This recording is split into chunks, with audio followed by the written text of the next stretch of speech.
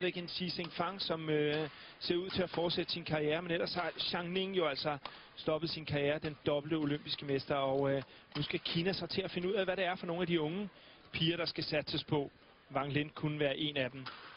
Tine Rasmussen, hun har på de seneste 14 måneder, er det vel, spillet sig helt op i toppen af damesingle-hierarkiet. Nummer 4 på verdensranglisten er hun. Seedet 3 ved den her turnering. 29-årige Tine Rasmussen. Og på sin vej til semifinalen, der har hun slået en anden ung kineser, Wang Yihan, 21-6, 21-15. Et rigtig flot resultat. Wang Yihan havde slået Tine Rasmussen i de 2 foregående indbyrdesopgør. Og så slog hun Judith Mollendijk i 2 sæt, og derefter i går i kvartfinalen Adrianti Fedarsari fra Indonesien i en kamp, hvor Fedarsari hun bed rigtig godt fra sig, men hvor Tine Rasmussen hun var skarpest, når det sådan snappede lidt sammen, og kampen skulle afgøres. Wang Lin, som nævnt, en helt ung spiller, 19 år er hun kun, 22 på verdensranglisten, men det tror jeg godt, jeg tør garantere, at det er noget, der kommer til at ændre sig i den nærmeste fremtid. Hun er på vej hurtigt op af verdensranglisten, den her unge kineser. Hun har mødt et par danskere på sin vej. Først faktisk rigtig flot af Nana Brusulat. Spillet 3 sæt med Wang Lin i første runde. Tager 21-16, 21-11 i anden og tredje, efter at have vundet første. Camilla Sørensen kæmpede også rigtig flot, og havde også presset Wang Lin ganske fint, men stadigvæk en forholdsvis sikker sejr der. Og så i går var der heller ikke ret meget tvivl om det, da Wang Lin mødte japanske Megumi Taruno. Selvom Taruno gjorde, hvad hun kunne med diverse kampråb, er jo en meget, skal vi sige, højlydt spiller, den unge japaner. Men den her kamp, Morten, vi kommer ikke udenom, at Tine Rasmussen er favorit, men det er altså ikke det samme som at sige, at hun ikke får modstand, fordi hun har altså før været presset af Wang Lin. Jamen, det er jeg fuldstændig enig med dig i. Jeg tror, det kan blive en spændende kamp. Tines, nu siger jeg sådan ikke gåsøjne, skal selvfølgelig vinde, men jeg har jo haft lejlighed til at se Wang Lins spil her i turneringen, både mod Nana og så senere mod Camilla, hvor jeg også var coach på. Og jeg er lidt imponeret. Jeg synes, hun spiller godt, og hun er utrolig stærk op i sin korte baghånd, og også for sin round ahead over på baghåndssiden, hvor der kommer rigtig gode smash ned i linjen. Så lad os se, hvad der sker. Tine starter med serve.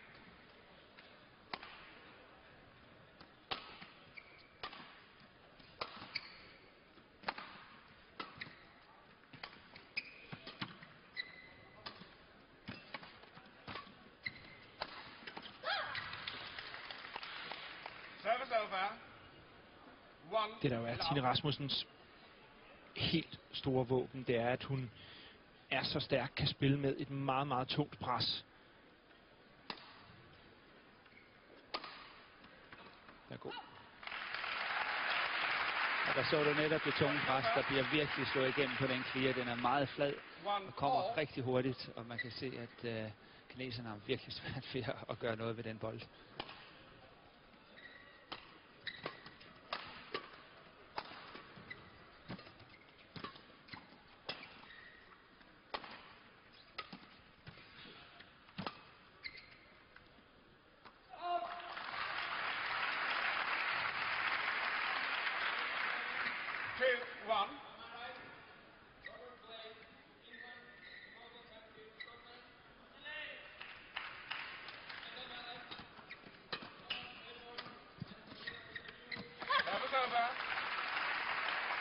Ja, lad os ikke håbe, det bliver symptomatisk for kampen, men der er ingen tvivl om, at Wang Lin spiller rigtig, rigtig sikkert. Hun har et meget, meget stabilt grundspil, og kan selvfølgelig krydre det med gode angrebsslag, og er, som jeg siger, rigtig stærk op på hendes korte baghånd.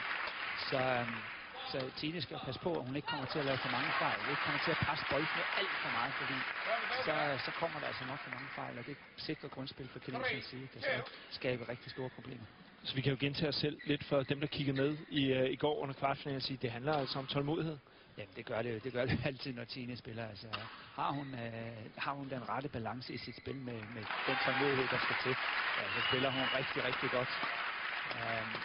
Men forivrer hun sig, så kan det godt gå galt. Og når vi siger tålmodighed, så handler det jo ikke om, at Tine Rasmussen skal spille passivt og defensivt. Det handler bare om, at hun skal presse Wang Lin, men og så sætte angrebet, det store angreb ind på det rette tidspunkt.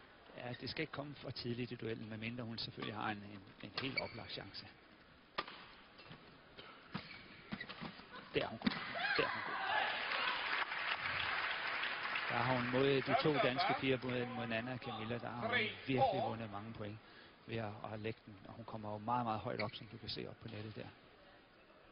Tine gør jo egentlig det rigtige ved at blive fremme og prøve at... Men det ligger suverænt godt. Jeg vil jo sige umiddelbart, så vil jeg jo sige, hold hende væk på det hjørne.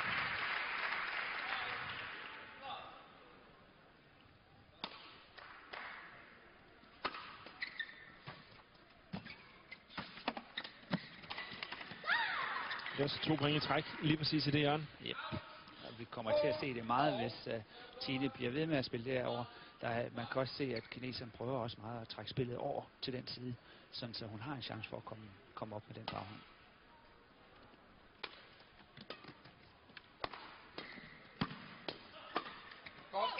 Hvordan? Ja, det er helt klart et godt varemærke for Tine Rasmussen. Det dobbeltspillet, som vi også har snakket om tidligere. Det er ikke ret mange, der mestrer det så godt, som hun gør i dancing. Der kommer virkelig pres på de der flade bolde.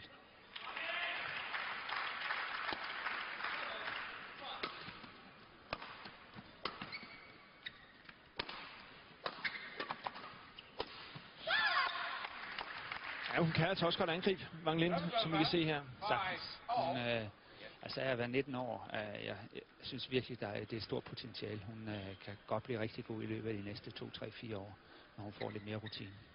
Jeg synes, hun har rigtig mange gode ting.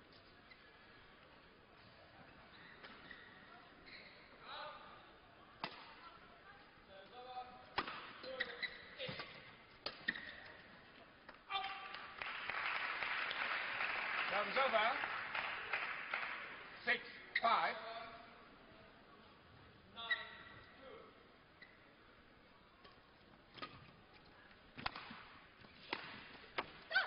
Endnu et meget, meget vinklet slag her fra Wang Lin. Denne gang på baghåndssiden. Ja. Altså det, man skal lægge mærke til også ved Wang Lin, er, at jeg synes, hun står godt på banen. Det er meget sjældent, hun ligesom bliver fanget lidt på det forkerte ben og går lidt den forkerte vej. Sådan. Det er ligesom om, hun har en rigtig god naturlig evne til at læse spillet og stå rigtigt. Og jamen, den kommer nok der, og så er hun der alligevel. Og sådan. Det er meget sjældent, hun står på det forkerte ben.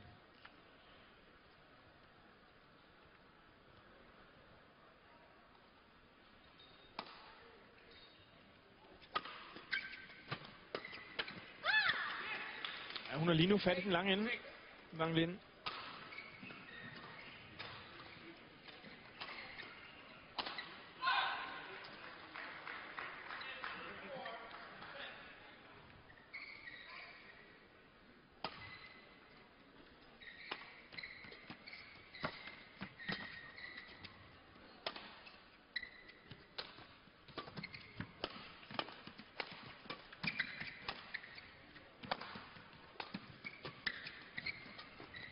Den går ud. Godt spillet. God duel. Også en duel, der med al tydelighed viser, at det bliver hårdt arbejde, det her. Det gør det. Og jeg synes, Tine gjorde noget rigtig godt lige i starten af duellen, hvor at den faktisk var over omkring, spillet var omkring den der korte baghånd fra kinesernes side.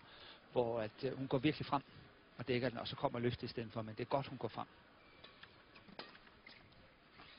Den er inde. Så er det svært godt. 9-7.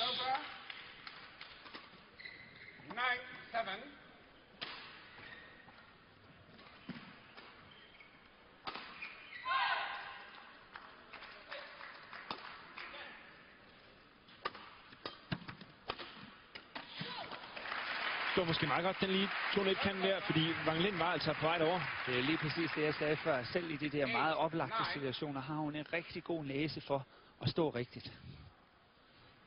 Hun står der og var klar til at returnere den.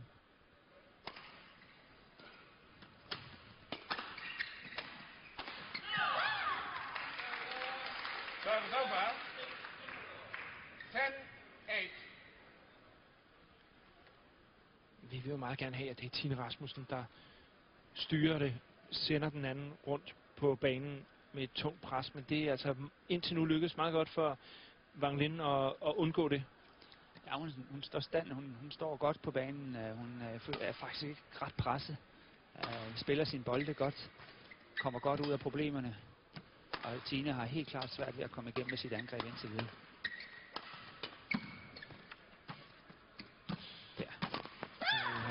Der skal man altså ikke over.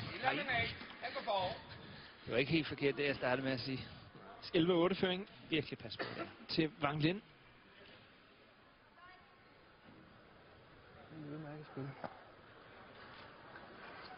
God diff. Ja, det er lidt for kort felt i hendes forhånd. Når du har hende presset i forhånden, eller når hun kommer ind under den, hun slår meget, meget ofte lige. En gang imellem, så kommer den her krydscutter, men ellers er det lige, så gå på dem. Okay. Variation i grundspillet. Lige lop med. Krydsnet drop. Og så angrebet har været godt varieret. Det var rigtig godt. Hurtigt stød en gang imellem. Okay. Ja, men du skal turde stå der, ikke?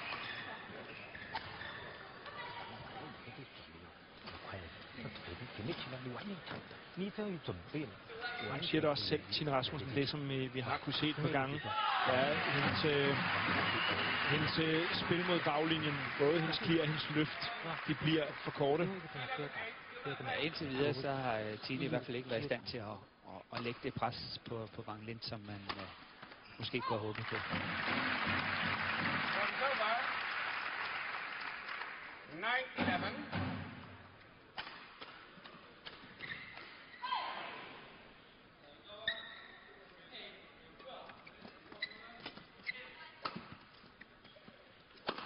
Sådan. Rigtig godt spil. God overspilning på nettet, hvor at kineseren virkelig er under pres og bliver nødt til at smide bolden op. Og så kommer det rigtig, rigtig tunge slag der. Godt slået der. God vinkel på det. Der er formentlig ikke nogen damesingler i verden, der slår hårdere end Tine Rasmussen. Det tror jeg heller ikke, der. Hun slår en pro på nettet. Og så varierer det med det her lidt kottede slag, som altså ikke kommer så langt. Der bliver kineseren lidt fanget. Hun frygter det hårde smash. Og så kommer den lidt kortere. Ja, god variation. Og det var 3 rigtig gode, hurtige point.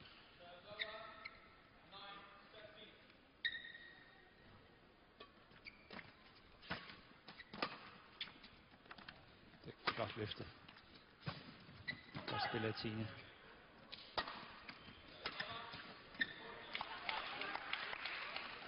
Det er Tine lige en anelse presset ned på baglinjen med det rigtig, rigtig gode løft, der kommer.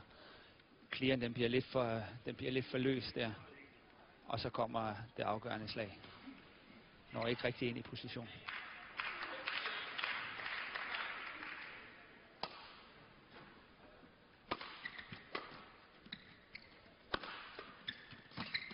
Godt spillet. Kommer hun rigtig hurtigt frem. Tine Rasmussen. Det var også det, Sten sagde. Når kommer frem, kører med måske lidt mere lige lop og overspilninger, men når hun kommer frem, så prøver at køre noget kryds op på nettet og se, om det lykkes. Og det er i hvert fald et rigtig godt eksempel her. Vi vil helst ikke se hende krydse over mod kineserens baghånd op på nettet. Nej, det kommer an på, hvor højt hun er op først, jo. Så hun er løftet ud over sidelinjen. 13-12.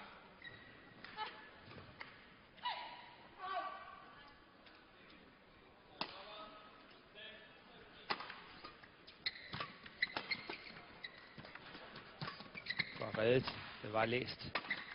Rigtig godt reddet. Ja, det er synd. Ja, det er vel egentlig rigtigt nok, hun slår clearet der. Ja, men der er ikke noget galt i det. Spilkonceptet er helt okay. Det er ærgerligt, at den går lige de der 5-10 cm ud.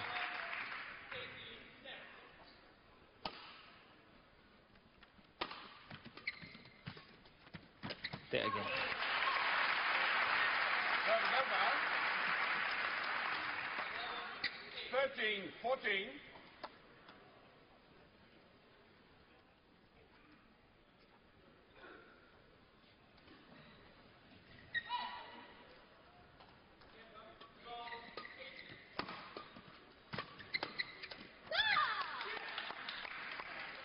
Hun altså også godt finde ud af det her flade, hurtige spil. Det kan hun. Det, der er interessant at se igen, det er lige så snart, der bliver spillet fladt der, så har hun catcheren op, hvis du lægger mærke til. Catcheren er allerede op. Hun er klar til det flade spil. Det er der ikke ret mange af singlepigerne, der er.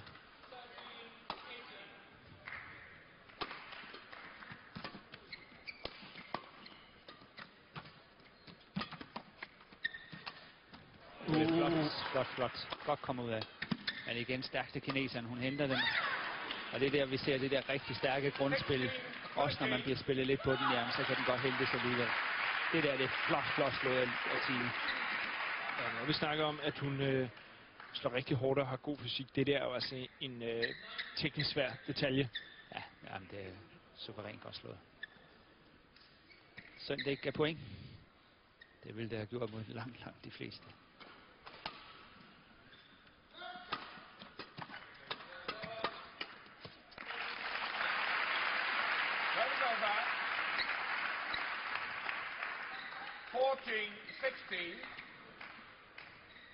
Hænger altså pointmæssigt lige lidt efter Wang Lin. Det meste af tiden.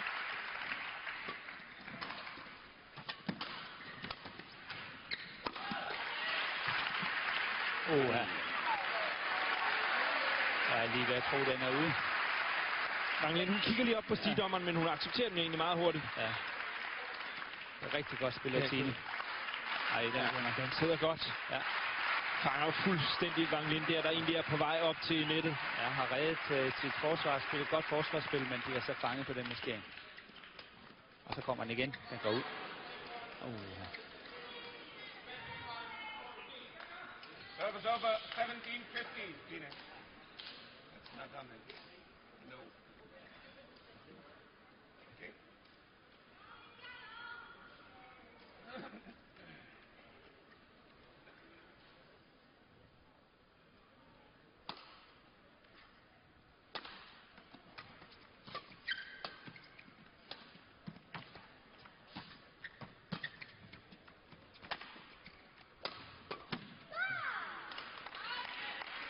Ja, den har ikke den samme effekt, krydset fra baghånd til baghånd. Det har altså ikke det samme effekt. Der kan man se, at hun kommer rigtig højt på den igen, og kan vælge at lægge den kort på nettet, eller vifte den væk, og her der vipper hun væk og lægger et godt pres på Tine.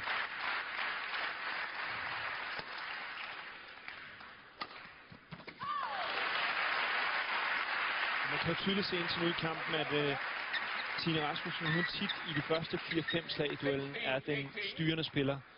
Men Wang Lin står altså godt, og så venter hun egentlig bare på, at hun kan vinde duellen. Ja, hun ligger og spiller rigtig god kontrabal.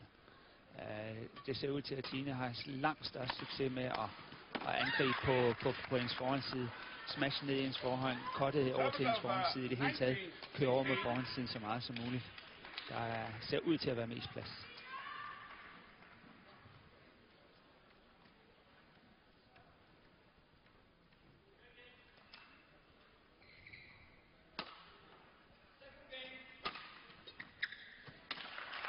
Et eksempel på det fik vi også her. 17-19.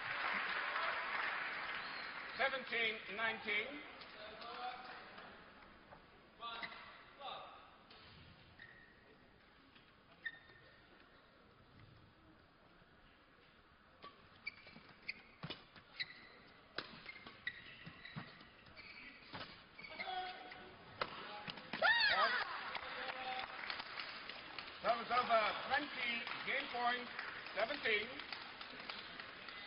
Ja, 3 kinesiske sætbold. Det er lige de der 2-3 point, som Tine har manglet hele tiden, som vi også står og mangler nu.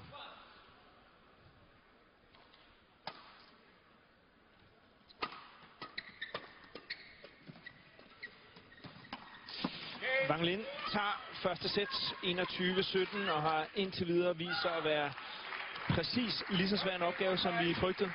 Ja, men her igen ser den sidste bold, det er utroligt godt spillet af Wang Lin, hvor du lægger mærke til, at hun lægger den over til baghånd og lokker Tine til at spille mod nettet.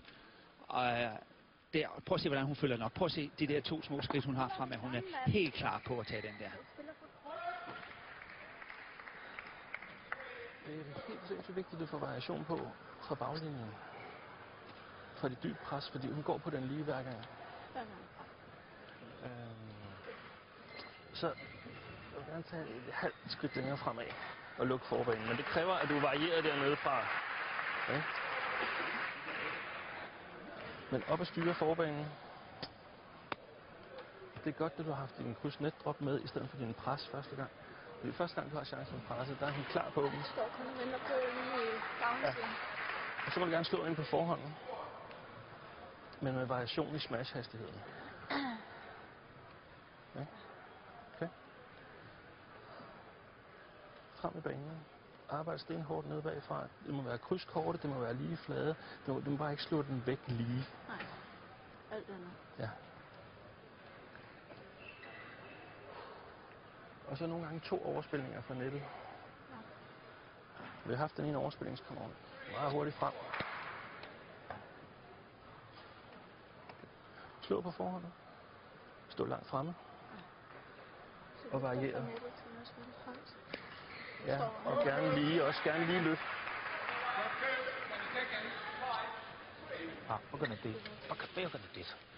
Sten Petersen og Tina Rasmussen talte om det, vi også lige har været inde på, at der skal slås mod forhånd. Det er umiddelbart der, at Tina Rasmussen har haft stor succes. De snakker ikke så meget om at undgå netspillet. Nej, det overrasker mig også lidt. Jeg synes jo, at Wang Lin fuldstændig har styret nettet, og spørgsmålet er, om man skal holde hende lidt væk fra det net i en periode. Ligger igen rigtig tæt.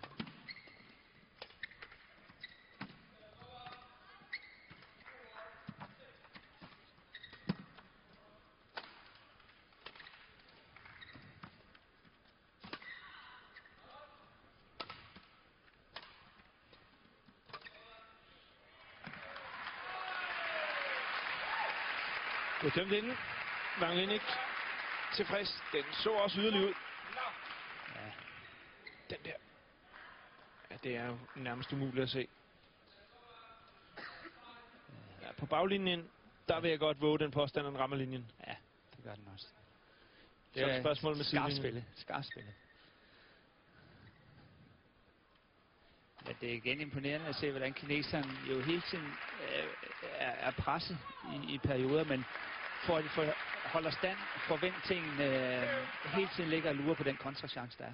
Og det er meget interessant at se også, hvor god hun er til at have det, jeg kalder et lavt tyngdepunkt i sit bevægelse. Hun ligger rigtig, rigtig langt nede, og det er det, der gør, at hun næsten hele tiden er i god balance.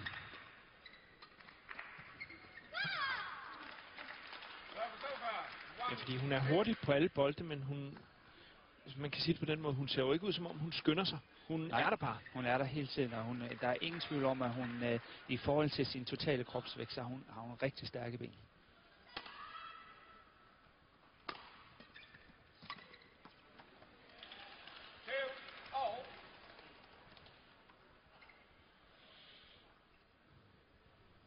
Uden at vide præcis, hvad der foregår i hovedet på Tina Rasmussen, så tror jeg, hun er lidt frustreret lige nu. Det er hun også. Hun er ret frustreret.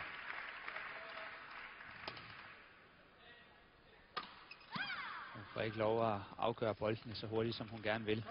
Og føler virkelig, at hun skal arbejde hårdt for at få sin point. Og der er sådan lidt desperation i det en gang imellem. Boldene bliver spillet utrolig yderligt. Godt slået. God variation. Det er vel en af de første gange, vi ser hende slå ind på kroppen. Ja, det er rigtig godt slået. Det, der altid sker, det er den returnering, der kommer. Den bliver kort lige. Og så er det altså op og lægge det pres op på nettet bagefter.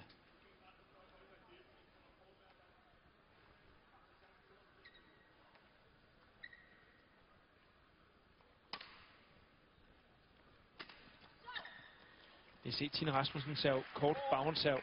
Stort set hele første sæt. Nu går hun over til at serve lang serv.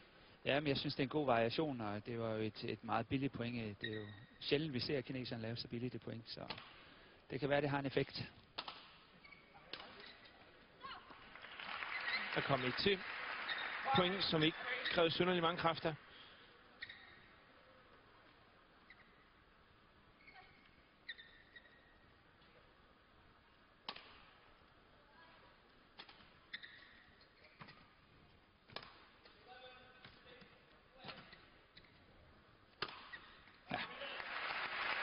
Rigtig, rigtig godt spillet. Godt konstrueret den duel der.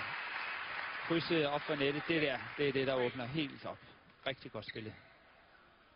Men det er vel også fordi, hun netop har holdt sig lidt væk fra det der kryds i noget tid, at Ja, det så lige pludselig bliver farligt. Går kineseren lidt mod baglinjen, og så når der kommer noget der mod forbanen, så kommer den. Der skal vi til gengæld passe på. 4-6. Men det er imponerende at se en statistik, hun har på det hjørne der, kineseren. Der er ikke mange bolde, hun har tabt der.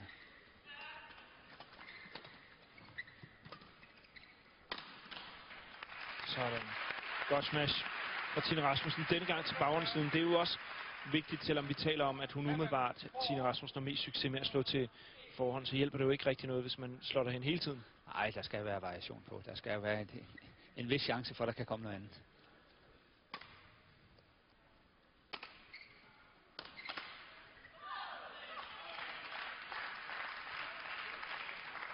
Service over. 5-7.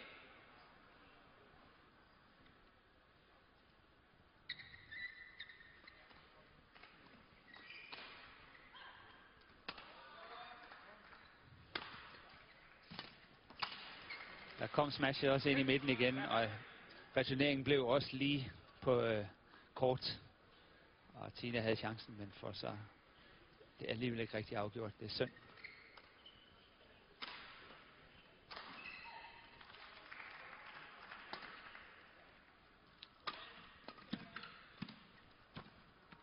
Service over.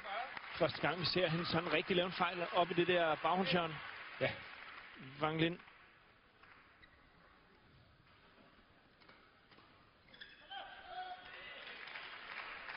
Jeg ved ikke, om hun måske er ved at blive en lille bit smule træt, Wang Lin. Jeg synes ikke, hun er lige så hurtig på boldene.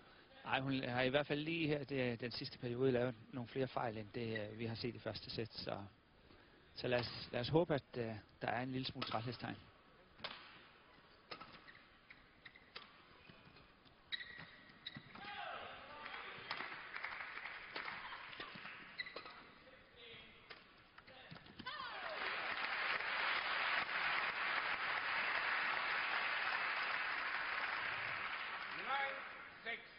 Virkelig flot slag der fra Tine Rasmussen. Ser også Wang Lin kommer en lille bit smule ud af balance nede på baglinjen.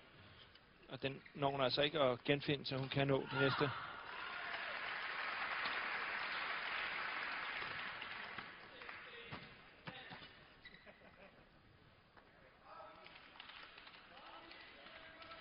Service over. 7-9.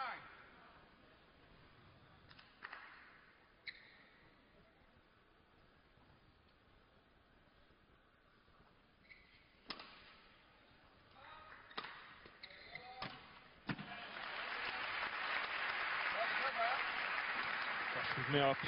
Ja, der har været god succes på smash ind på kroppen, ind i midten der.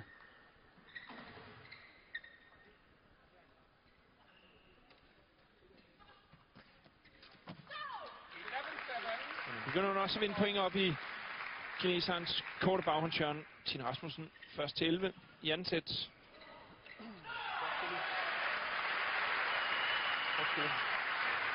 Hun har svært ved at holde dig i bøffen. Så bare kør med på den. Tag chancen på den korte. Løb på den. Synes jeg skal gøre. Ja, men det gør du også. God variation på nede bagfra. Hvis du bliver overspillet. Stå langt frem i banen. Ja. Og så husk det der med lige at skubbe droppene en lille smule ind i banen, så hun skal ramme nettet. Ja. Okay? Ja. Go to 20 seconds. Go to 20 seconds.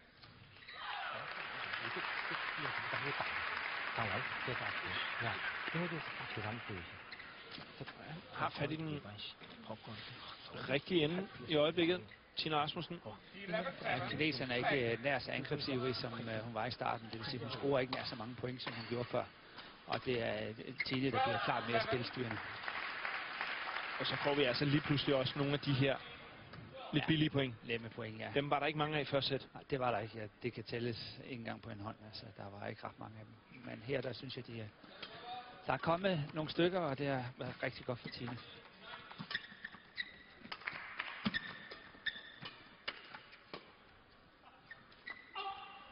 Og der er hun lidt uheldig. Ja, Tine Rasmussen har sådan set spillet den over Wang Lin, der har opgivet den. fuldstændig. Men den er langt ude.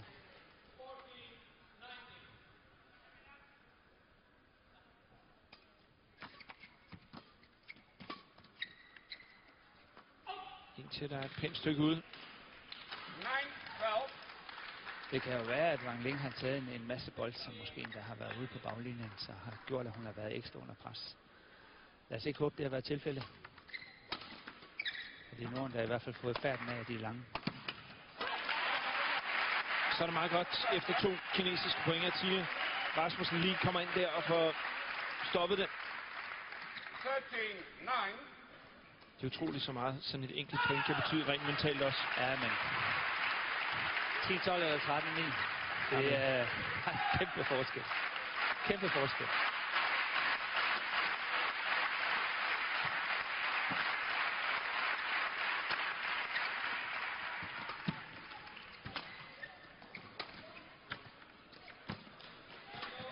Godt spillet, Tine. Oha.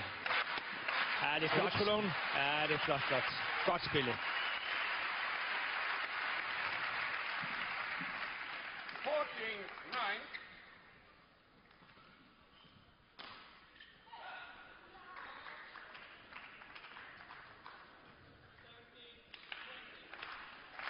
Skal det bare lige holdes fast her.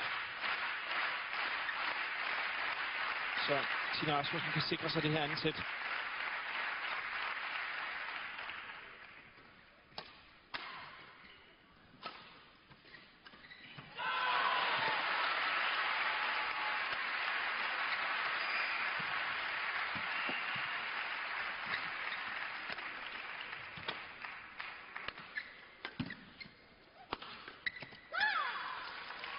Service over.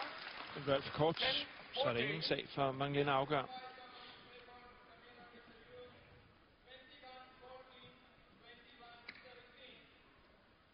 Kan lige nævne, at når der var lidt jubel i hallen, så skyldes der på banen siden af, har Camilla Juhl og Thomas Laborg netop spillet sig i finale i mixed double efter sejr i 2 klare sæt over Robert Blair og Imogen Bankier fra England. Service over. 15-10. England, Skotland, Imogen Bankier, faktisk skotte. Det er Robert Blair faktisk også. Oprindeligt, ja. Ej, der kunne jeg alligevel ikke fange dig. Nej. Service over. 11-15. Jeg ved ikke, jeg sidder ikke sådan helt roligt i stolen endnu. Jeg kunne godt tænke mig, at Tine Rasmussen, hun lige fik et par point mere. Ja, men det kan vi alle sammen, og det skal hun også nok få. Jeg tror, at Tine har fået et afgørende forspring her i anden sæt. Godt pres. Så er den der. En lille smule forsinket, men den kom. 16-11. Wang Ling kan ikke få den væk. Hun kan få den tilbage, Ja. men ikke væk. Nej. Hun skal prøve at spille en af de første, hvor hun er i rimelig balance, skal hun prøve at få lagt bedre væk. Ikke eventuelt løfte den over Tine, men i hvert fald få den lagt kryds til nettet eller et eller andet.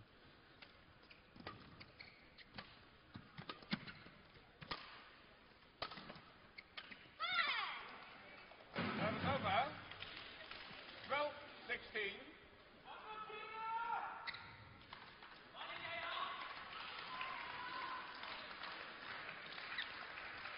Ja, der er ikke helt udsolgt i Arena Fyn. Der er altså stadig ledige pladser, hvis man skulle være interesseret i at komme ud og se live badminton, men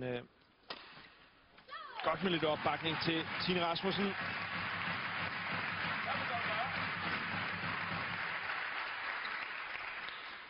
Service over. 17-12. Sidder godt. Så kan man altid diskutere, om det var et smash eller et angrebsklæde. Lige præcis. Jeg ville have sagt godt klæde.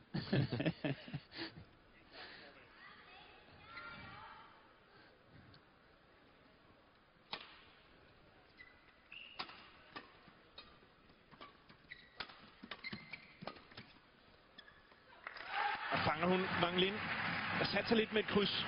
Ja, der kommer ikke nok fart i det kryds, og Tine har både set og læst det, og lægger et godt pres ned ad linjen. Det er svært at komme ud af igen. Det er godt set af Tine.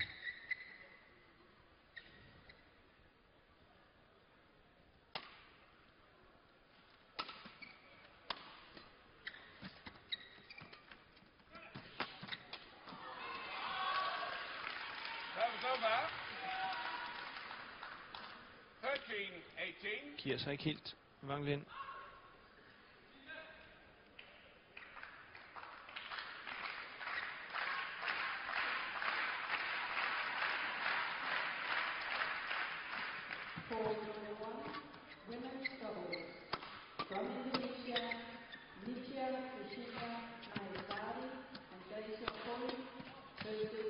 Øj, hvor er det godt spillet. Der driver hun altså Wang Lin rundt. Det gør hun. Spiller rigtig godt. Får sin smash ned ad linjen derfra og følger rigtig godt med frem. Altså jeg er lige ved at sige, at det er en formsag for det sidste afgjort, men godt fulgt med frem på sin smash.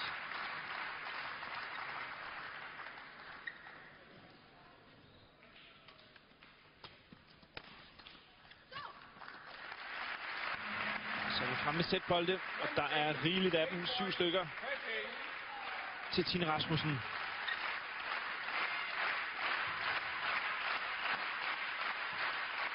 Og den bliver afgjort på fornemmeste vis, det her andet sæt.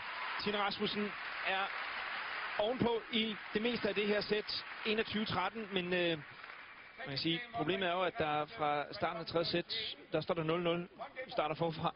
Og det er altså vigtigt, at hun kan overføre det her mentale overskud, som hun har lige nu. Ja, der er ingen tvivl om, at Tine, hun skal jo, sporene er lagt, de skal følges. Ja. På den her side, der er de krydskorte med, men også de hårde flade ind mod kroppen af hende. Okay? Længde på clearen. Du har haft god længde, tror jeg, på det lige clear her for den her side. Det er krydsclearerne, der skal den altså have lidt ekstra. Og så igen, hun kan ikke holde dig i diffen. Så kør frem på den, langt frem på forvæggen, tager med catcheren. Ja. Hun kan heller ikke holde dig i det flade. Wow. Så med fremad. Men altså, vi er for placeret mod et hjørne. Ja. Står hun. Ja. Og så nogle gange så op ved nettet, der hvor du gerne vil holde dem, så kører de flade overspilninger. Flade lige overspilninger, de er super gode. Men arbejde hårdt på baglinjen. Stå langt fremme på forbænken. Variation på baglinjen. Hun kan ikke holde dig i defen. Okay? Statistikken her viste det meget godt. Det er Tine Rasmussen, der slår de fleste vindere. Dermed så kommer der selvfølgelig også nogle fejl. Derfor laver hun også flere af dem, end Wang Lin gør. Og så kunne man også måske lige lægge mærke til, at omkring nettet, der er det stadig Wang Lin, der vinder flest point. Men det er dog mere lige i det her andet sæt. 7-6, tror jeg det hed, i vinder på nettet til Wang Lin. Det lyder banalt, Morten, men det er altså alfa og omega med en god start i det her tredje sæt. Det er det. Det er det jo altid, som du siger. Det er vigtigt for Tine at komme godt ud af starthullerne.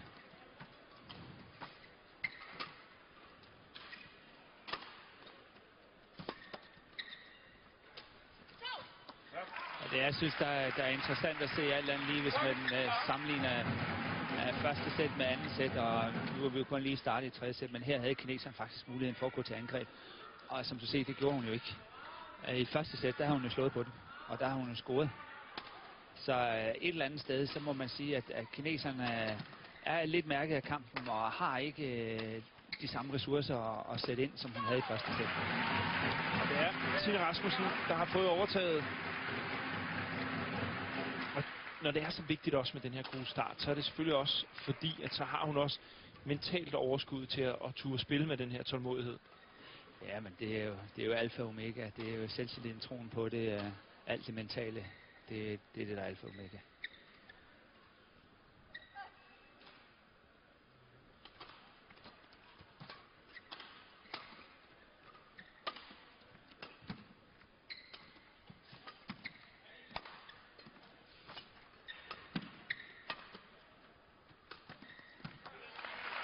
Er hun træt, Wang Lin? Ja, hun laver nogle fejl, som hun helt klart ikke gjorde i første sæt.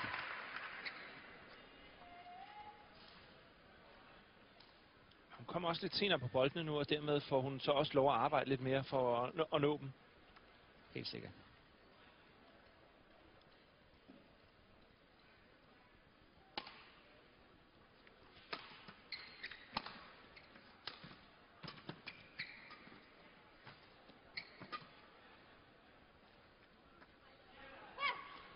Fejlbedømning.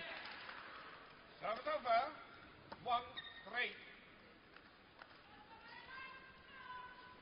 Ja, den er ikke engang i nærheden lige af at snitte linjen. Den er... Den er klart inde.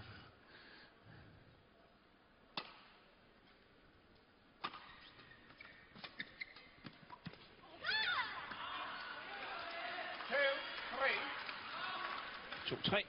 Ja, lad os håbe ikke, kineseren bliver for blod på tanden og bliver lidt mere aggressiv. Og dermed går lidt mere til angreb. Så kan det godt blive svært, men hun har været meget passiv her i anden sæt, synes jeg.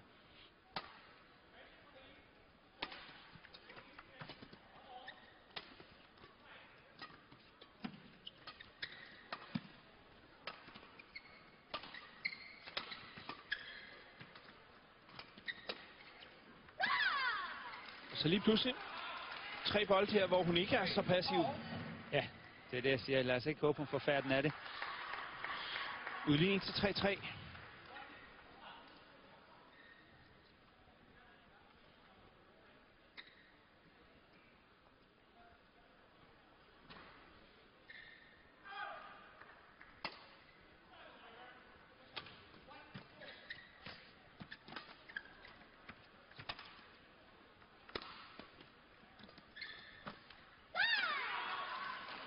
three. 4 point i træk til Wang Lin.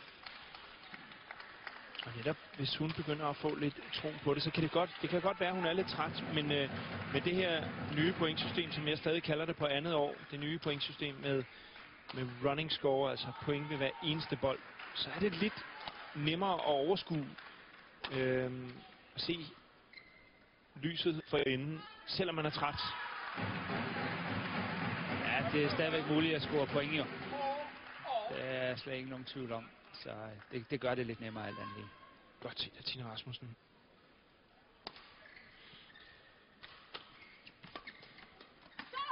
Sådan. 5-4.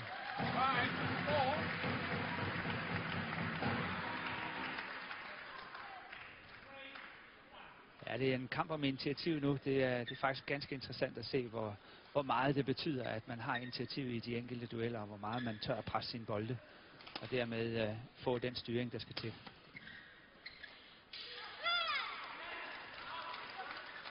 Service over. 5-all. Ja, en til. Fejlbedømmelse her på baglinjen.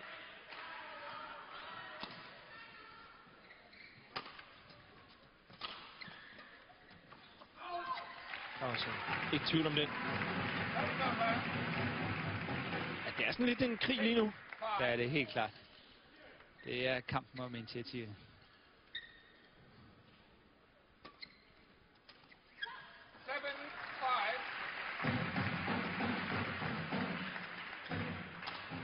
Nemt point.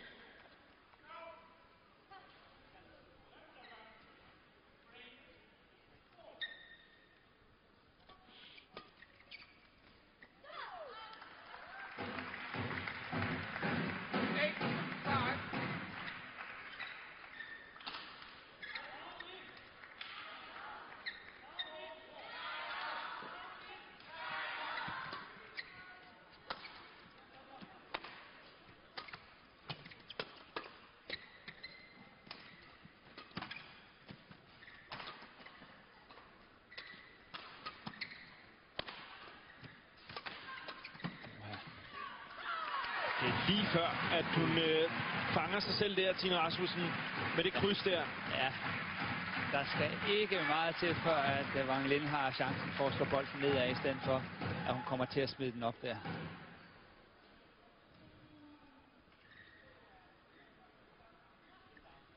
Så den så heldigvis også langt ud. 9-5. Hun er ikke klar. 9-5.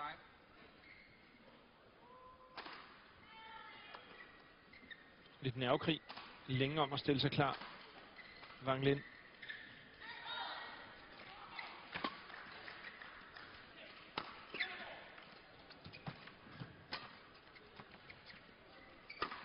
Fantastisk netspil fra Tine Rasmussen. Ja, godt forsvaret. Smashen, der kommer ned på kroppen. Rigtig godt forsvaret. Kommer med frem og lægger en rigtig god ball der. Godt spillet. Og så skal Wang Lin til at tage chancer og gætte side.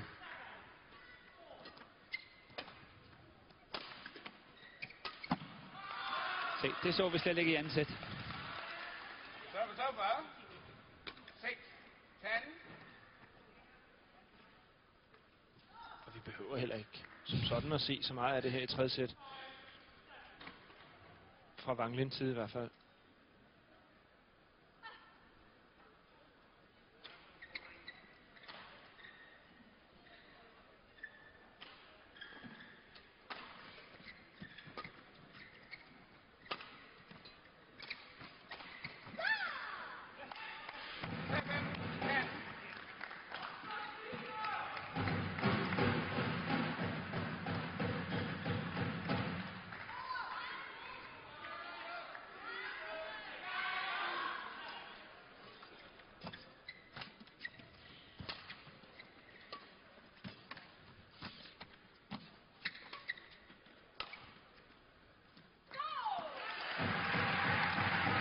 Dejligt, at hun slår den ud over baglinjen, ellers så skal hun godt nok have ros for sin defensiv der, Wang Lin. Ja, hun har ellers chancen for et dejligt krydsstik der, så, hvor hun vælger at spille clearen. Tina er godt presset, har været tæt op omkring nettet, så der var altså nogle muligheder, men valgte så at spille langt, og han går så ud på baglinjen. Skider. Stå langt fremme. Hun kan ikke holde dig i bæssen. Så kør med frem, når du har virkelig godt angreb. Og så lige overspilninger med. Ja. Lige overspilninger med afsted. Go Det er rigtig 2, godt. 30 God seconds. variation ned bagfra. Go 2, 30 seconds. Der er måske nogen, når de hører de her timeout, som tænker lidt, at Sten Petersen jo gentager sig selv hele tiden. Altså til det kan man jo sige, man kan jo ikke opfinde den dybe tallerken imellem i de her små pauser. Det handler om at lige endnu en gang gøre det klart for Tine Rasmussen om, hvad det handler om. Ja, det gælder om at holde fast i strategien, og det er jo kun at få den genopfrisket.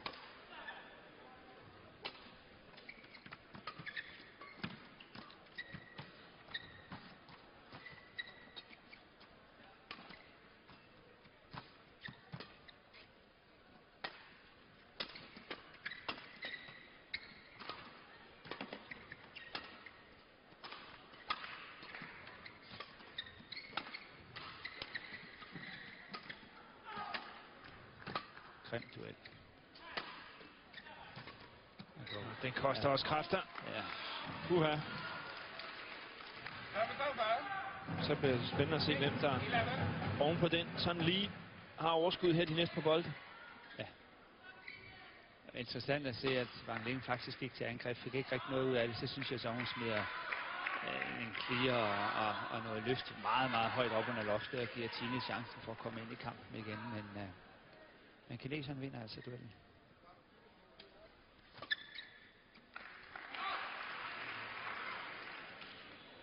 Nine, 11. 9-11. Det er de berømte marginaler, der tales om der. Det var stolpe ud.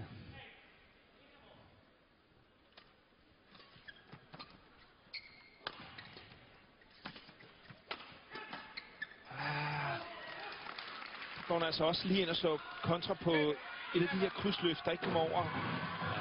Ja. Stenløber helt klart helst har haft en lige løft, og det er jeg ret enig med ham i, fordi hun er rigtig god til at komme ind og dække sin round ahead der. En lige løft havde nok været mere på sin plads. Men det er jo nemt at sidde herude og være så utrolig klog. Uha. Og jeg sad altså lige sådan lidt trygt i stolen lige for nogle minutter siden, hvor det stod 11-7. Det gør jeg ikke længere. Nej, altså der er ingen tvivl om, du sagde selv, at det bliver spændende at se, hvem der kommer bedst ud af den her duel. Og der er ingen tvivl om, at kineserne er kommet langt bedst ud af duellen. Den lange duel, der var lige der ved 7-8 stykker. Selvom det jo egentlig er hende, der har set mest mærket ud. Ja.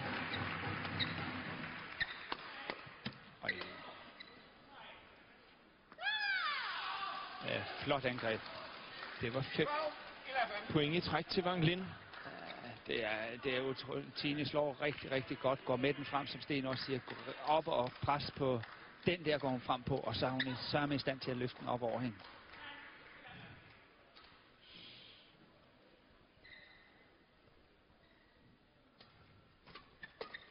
Sådan.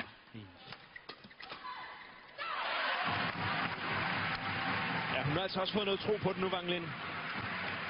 Ja, hun gør alt, hvad hun kan for at smide den over Tine. Det lykkes ikke for hende her et par gange her. Det er hun ikke helt tilfreds med.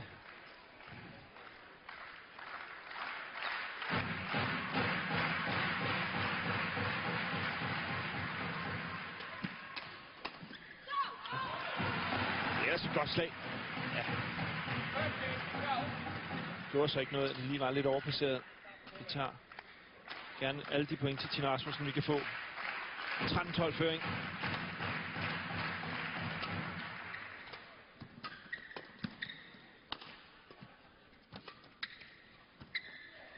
Den bliver inde. Service over. 13 all.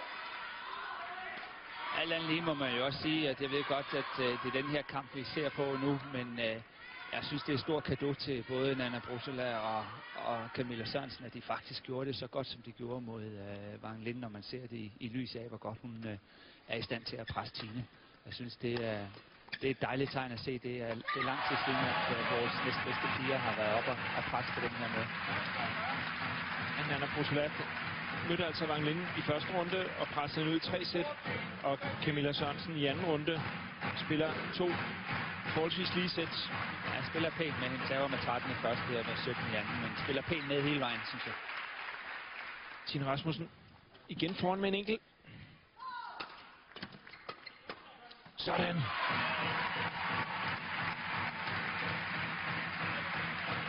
Ja, der har været stor succes med flat pres over mod baghåndssiden. Den vej over der har hun presset kineseren. Og hun har svært ved at komme rundt, og hun slår ikke en baghånd, som man måske normalt ville have slået i sådan en situation.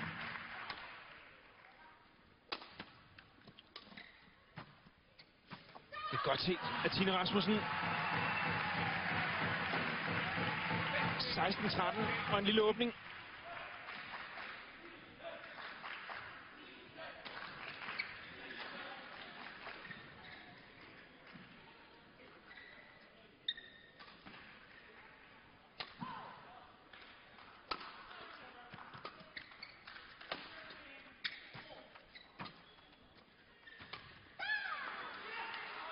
Service over. 14-16.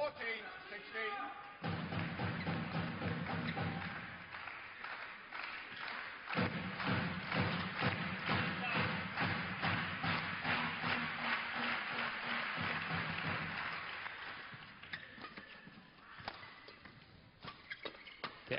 Kæmpe pres over mod baghåndssiden. Over mod baghåndssiden.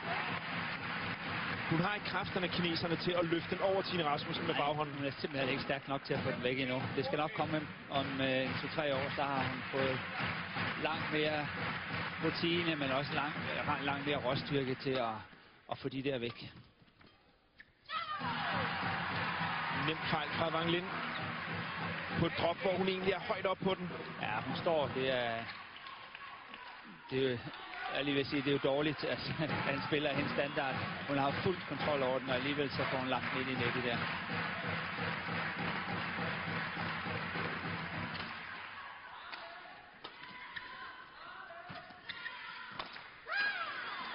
Service over. 15-18. Så må vi håbe, at Wang Lin ikke er i stand til at have held med at få sat Tine under pres her de næste 2-3 bolde. Fordi der er ingen tvivl om, at den spiller, der kommer under pres, laver også fejlene.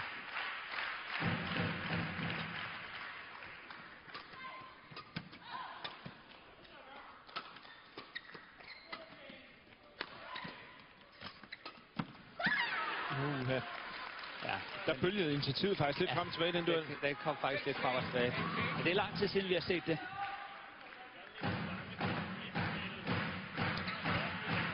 Men det er lidt for forsigtigt det slag fra Tine Rasmussen op på Ja, nettet. hun tør ikke rigtigt, og det er der god grund til. Det havde dog været dejligt igen, om den kunne blive trykket ned ad linjen frem for på tværs. Og så bliver den trykket ud over baglinjen. 14-18 er blevet til 17-18. Jeg var lige ved at tro, om du så en anden kamp, så sagde 14.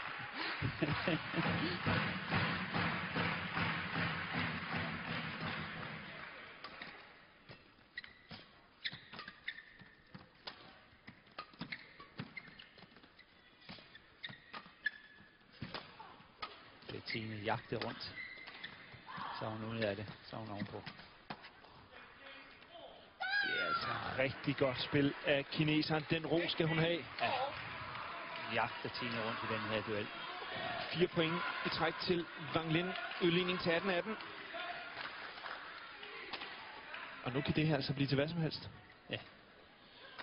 Tine Rasmussen har jo ellers netop selv udtalt, at det er et af de ting, hun er blevet bedre til. Det er fokus på de her afgørende point. Nu skal det stå sin prøve.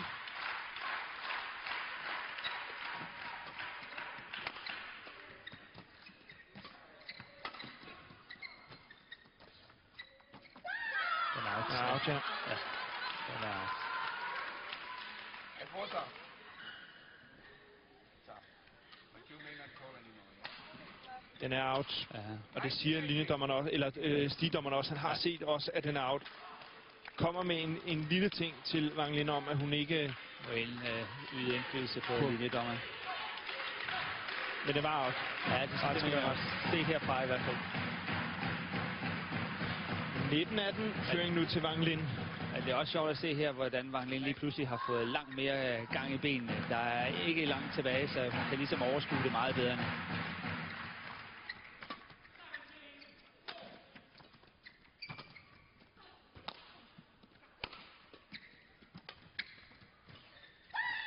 Hold op, hvor hun også spiller godt på de her point, Wang Lin. Ja. 20 match point. Og nu lige pludselig 2 matchbold. 6 point i træk har hun taget, Wang Lin. Det så godt ud, da Tine Rasmussen var foran med 18-14. Men det kan hurtigt vende.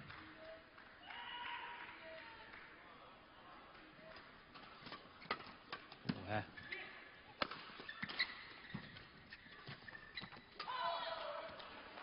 Godt løftet. Den er out. Ja. Desværre. Tine Rasmussen op og lægge et godt netdrop. Wang Lin for på imponerende vis løfter den væk, og så laver Tine Rasmussen fejlen. Wang Lin vinder altså den her semifinale med 21-18, efter at vi lige troede, den var ved at være hjemme, Morten.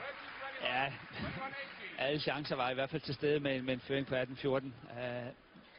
Der var en chance på et tidspunkt, hvor Tine kommer op og trykker den på tværs, hvor det bliver lidt for forsigtigt måske. Når man har en 18-14-føring, så prøver at træde igennem. Det gjorde hun desværre ikke. Wang Lin viser altså også godt spil her i de afgørende situationer, ja, og vinder med 21-17, 13-21, 21-18 over Tine Rasmussen, og dermed er 19-årige Wang Lin klar til finalen her ved Denmark Open. Vi skal lige have en kort pause her fra Arena Fyn, men når vi kommer tilbage om et øjeblik, så er det med kampen i herresingle imellem Kenneth Jonassen og Peter Gade.